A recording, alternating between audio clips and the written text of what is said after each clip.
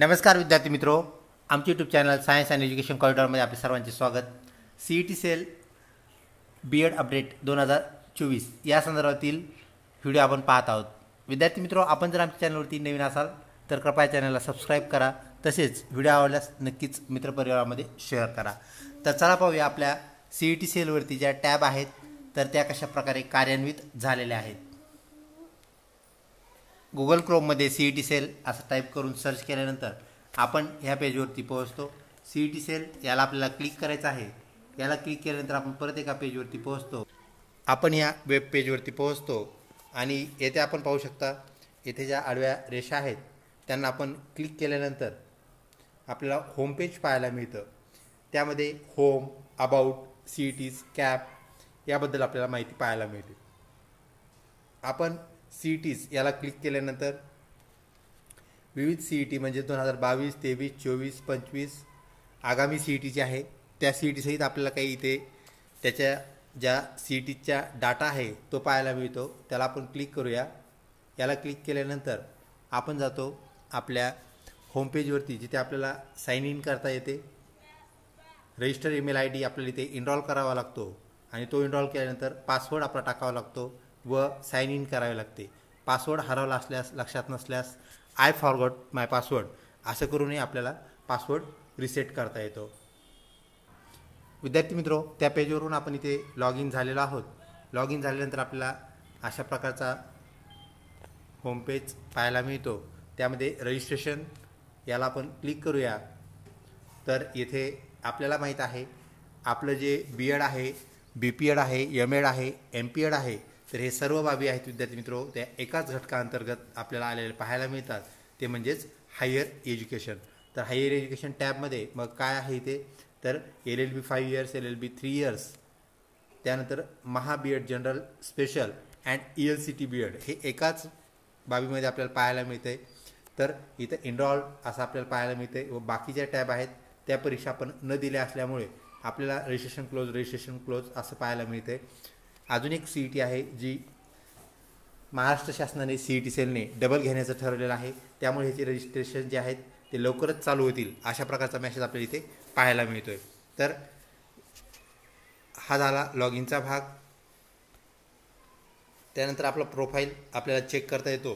प्रोफाईलला आपण क्लिक करताच प्रोफाईल आपल्याला पूर्ण पाहता येतो।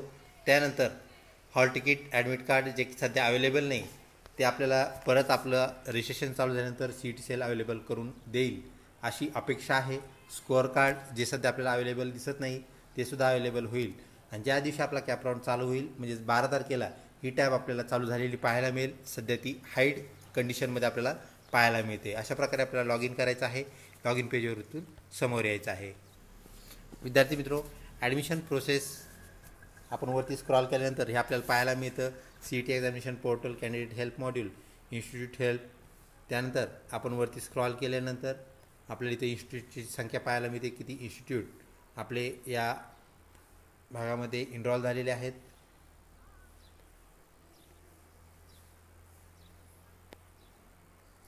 आपल्याला ज्या अपडेट्स आहेत वरती स्क्रॉल केल्यानंतर पाहायला मिळतात, जी की आपण ऑलरेडी ही अपडेट पाहिलेली आहे। विद्यार्थी मित्रों, फाईलीतून डाउनलोड आपल्याला करून घेता येते।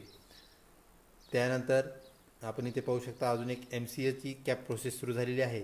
तर cap processes is started for MCA course year 2024-25। त्यानंतर अजून एक आपल्याला इथे cap process is started for LLB 5 years and BA BEd, BSc BEd that is integrated BEd ते आपल्याला इथे पाहायला मिळतंय। अशा आपण सर्व अपडेट्स चेक करत राहायचं आहे। 12 तारखेला आपलं रजिस्ट्रेशन चालू होतील विद्यार्थी मित्रों।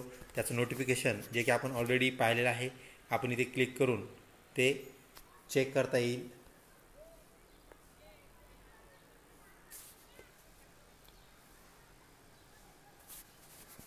Centralise admission process academic year 2024-5 important notice the tentative centralized admission process cap schedule of higher education department is as follow।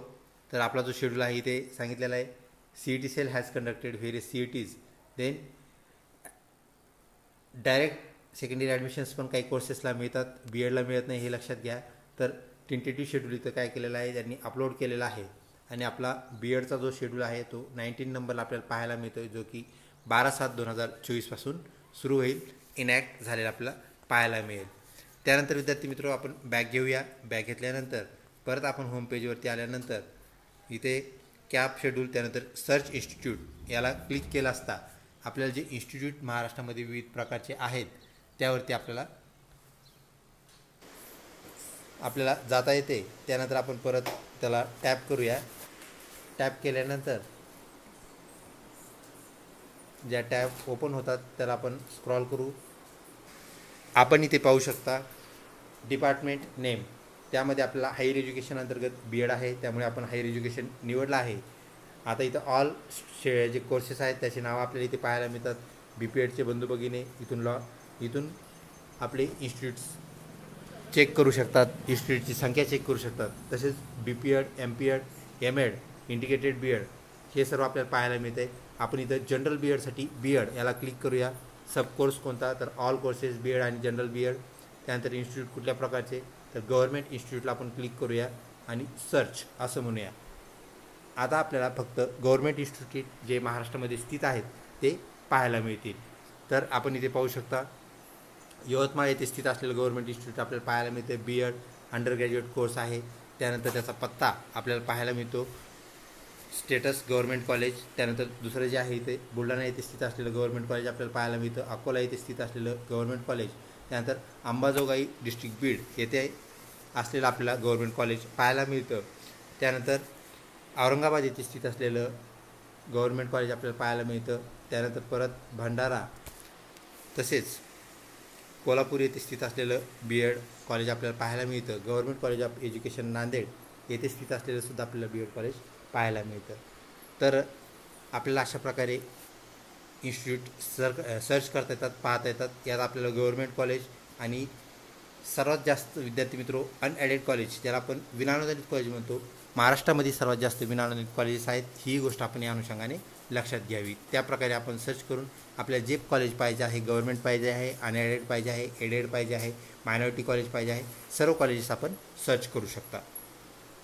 आता विद्यार्थी मित्रो आपल्याला एक डाउनलोडचा ऑप्शन इथे दिसतोय, त्याला आपण क्लिक करूया. डाउनलोडला क्लिक केल्यानंतर विविध नोटीस आपल्याला पाहायला मिळतात, त्या इथं अवेलेबल आहेत. टाईम टेबल आपला आला नाही, तो लवकरच येईल. आल्यानंतर तिथेही आपण क्लिक केल्यानंतर टाईम टेबल पाहायला मिळेल. गव्हर्नमेंट रिझोल्युशन्स बीएड संदर्भात जे आपले शासनाचे नियम आहेत त्यानुसार आपलं बीएड होणार आहे, ते नियम आपल्याला इथून डाउनलोड करून घेता येतात. इन्फॉर्मेशन ब्रॉशूर, त्यानंतर सिलेबस अँड मार्किंग स्कीम ज्यातून आपण आलेलो आहोत, म्हणजेच आपली BED CET किती मार्क्सची आहे ती मार्किंग स्कीम आपल्याला इथे पाहता येते. त्यानंतर सिलेबस पाहता येतो त्याचा. त्यानंतर स्टॅटिस्टिकला आपण क्लिक केल्यानंतर विद्यार्थी संख्या, किती विद्यार्थ्यांनी CET दिली होती, किती विद्यार्थी आपल्या कॅपमध्ये सहभागी आहेत हेही आपल्याला पाहता येतं. आपण इथे पाहू शकता 2023-24ची विद्यार्थी संख्या आपल्याला दिसते. इथे name of CET, number of candidates, किती विद्यार्थी बसले, किती विद्यार्थी परीक्षा पास झाले हे आपल्याला पाहायला मिळतं. तर 13 नंबरला आपण पाहू शकता बीएड जनरल अँड स्पेशल किती विद्यार्थ्यांनी दिली होती, तर 79,984. त्यापैकी रिअल प्रेझेंट किती विद्यार्थी होते, तर 72,479 विद्यार्थी प्रेझेंट होते. ॲब्सेंट किती होते, ह्या संख्या आपल्याला इथे स्टॅटिस्टिक आपल्याला दाखवलेलं आहे, पाहायला मिळतं. तर अशा प्रकारे आपल्याला सर्व BED CETच्या ज्या टॅब्स आहेत ह्या पाहता येतात. ह्या पेजला व्हिजिट करणारे आतापर्यंत किती लोक झालेत ती एक मोठी संख्या आपल्याला पाहायला मिळते.